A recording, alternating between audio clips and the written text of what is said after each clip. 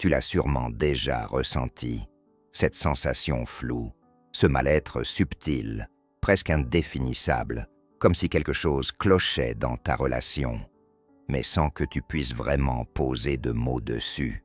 Tout semble normal à première vue. Elle dit « T'aimer, tu fais de ton mieux, tu donnes, tu t'adaptes. » Et pourtant, tu as l'impression étrange d'être pris dans un jeu dont tu ne maîtrises même pas les règles. Un jeu où tu donnes toujours un peu plus et où elle, sans dire un mot, semble garder la main. Ce jeu, ce n'est pas l'amour véritable. Ce n'est pas la complicité, ni la séduction bienveillante. Non, ce jeu, c'est celui de la manipulation émotionnelle. Et voici la vérité brute que beaucoup d'hommes découvrent trop tard.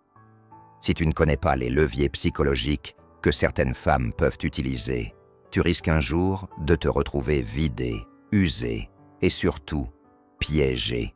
Mais aujourd'hui, je veux que ça change. Je veux que tu ouvres les yeux. Pas pour haïr, pas pour devenir méfiant, mais pour voir clair, pour garder ton pouvoir, ta paix, ta dignité. Dans cette vidéo, je vais te révéler les 19 faiblesses secrètes que certaines femmes exploitent, consciemment ou non, pour contrôler, manipuler et dominer émotionnellement les hommes. Une fois que tu les connaîtras, une chose est sûre, plus jamais aucune femme ne pourra te manipuler sans que tu t'en rendes compte. Tu veux rester maître de ton cœur, de ton esprit et de ta vie. Alors reste avec moi jusqu'au bout. Bienvenue sur Amour Stoïcienne, la chaîne où l'on ne joue pas avec les sentiments, on les comprend. Ici on parle d'amour avec lucidité, de séduction avec noblesse et de psychologie avec précision. Si tu veux découvrir des vidéos rares, profondes et puissantes pour séduire avec intelligence et te reconstruire avec fierté, abonne-toi. Ton futur toi te remerciera. Premier. L'émotionnel avant la logique. La première faiblesse psychologique, c'est la tendance à réagir par émotion plutôt que par logique. Beaucoup de femmes, et c'est humain, réagissent d'abord par leur ressenti, avant d'activer leur raisonnement. Mais une femme manipulatrice, elle, sait exactement comment utiliser ça contre toi. Elle maîtrise l'art de créer des mini-dramas, des crises, des silences pesants, des larmes inattendues. Juste au moment où tu ne t'y attends pas. Pourquoi? Pour provoquer une réaction. Pas une discussion, une réaction. Elle ne cherche pas un dialogue sincère.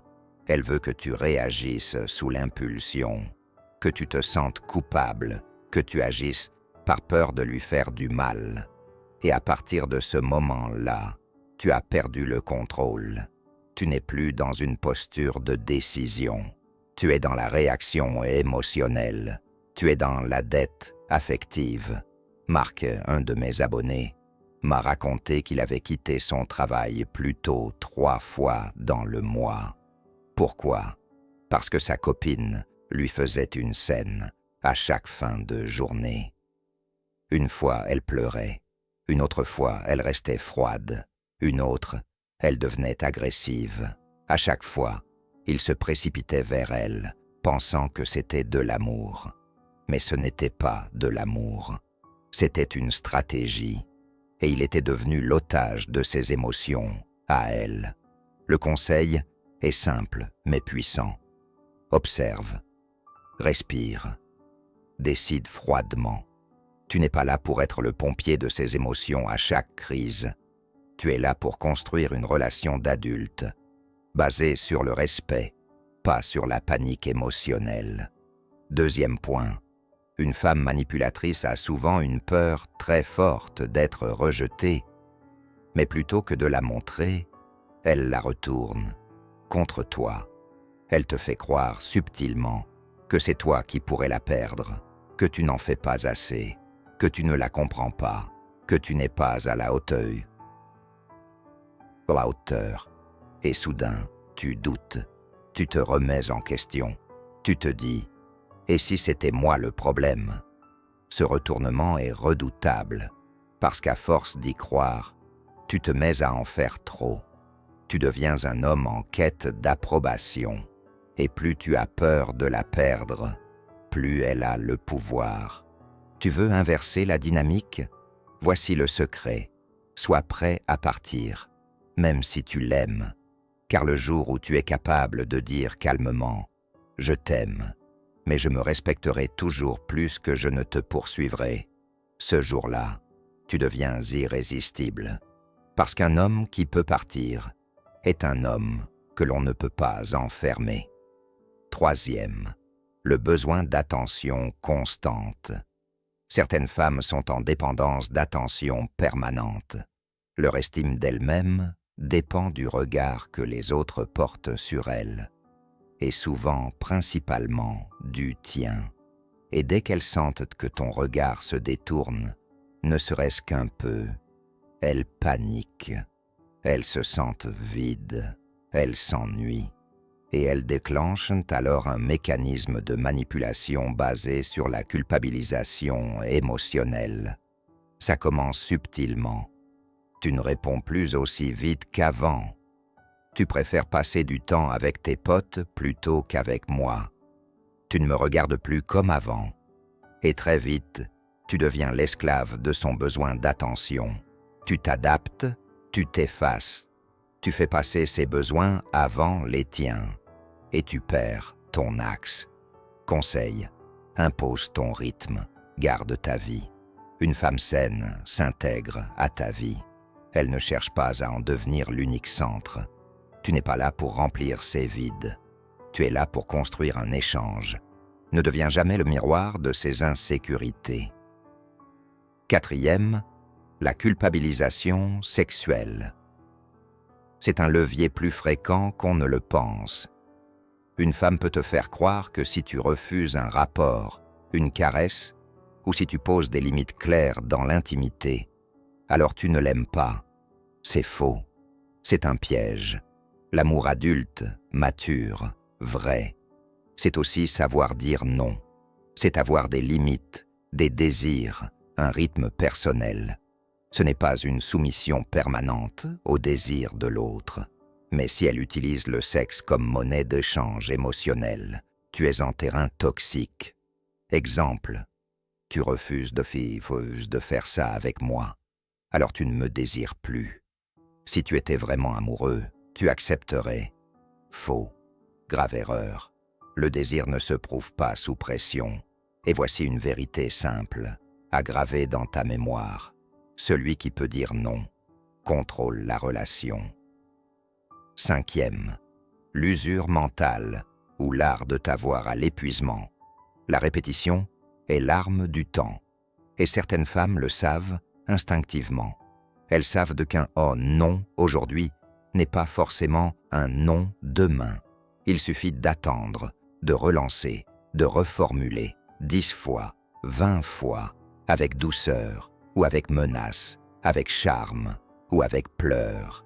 Et un jour, tu finis par dire « oui », non pas parce que tu es convaincu, mais parce que tu es fatigué. Ce mécanisme s'appelle, en psychologie, l'usure cognitive. Et c'est une technique de manipulation redoutable, parce que tu crois avoir choisi, alors qu'en réalité, tu as abandonné. Tu cèdes pour avoir la paix. Tu acceptes pour éviter le conflit. Et petit à petit, tu t'effaces. Tu te perds. Tu fais des choses qui ne te ressemblent pas. Alors voici la règle d'or. Une limite qu'on ne fait pas respecter n'est pas une limite. C'est un souhait. Et les manipulateurs ne respectent pas les souhaits. Ils testent, ils grattent, ils poussent, jusqu'à ce que tu craques. Si tu veux être respecté, tu dois imposer clairement tes limites et surtout les faire respecter avec fermeté, pas avec colère, avec autorité tranquille. Parce qu'un homme qui tient sa ligne inspire naturellement le respect, même chez ceux qui voulaient l'ébranler. 6. La comparaison avec d'autres hommes, mon ex, lui au moins, faisait ça. Le mari de ma copine est bien plus attentionné que toi. Je ne devrais pas avoir à te demander ce genre de choses. Ces phrases sont comme des poignards, des attaques frontales contre ton ego. Et c'est voulu. La comparaison est une arme de manipulation émotionnelle parce qu'elle t'oblige à te justifier, à te dépasser non pas pour toi, mais pour elle, à entrer dans une compétition invisible avec des hommes fantômes, souvent idéalisés. Et ce jeu-là, tu ne peux que le perdre, parce qu'il est truqué dès le départ. Une femme saine ne compare pas, elle communique, elle propose, elle exprime ses besoins. Elle ne cherche pas à te rabaisser pour t'activer. Et souviens-toi toujours de ceci. Ta valeur ne se prouve pas, elle s'incarne, elle se ressent, elle s'impose en silence. Si une femme te compare, regarde-la droit dans les yeux et dis-lui calmement. Si tu veux être avec lui, vas-y.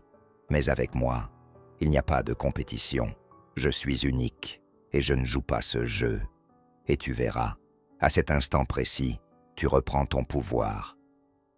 7. La confusion émotionnelle. Un jour, elle est adorable, douce, présente, presque parfaite.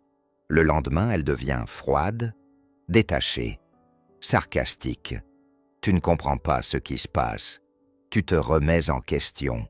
Tu cherches ce que tu as pu faire de mal. Et c'est là que la spirale commence.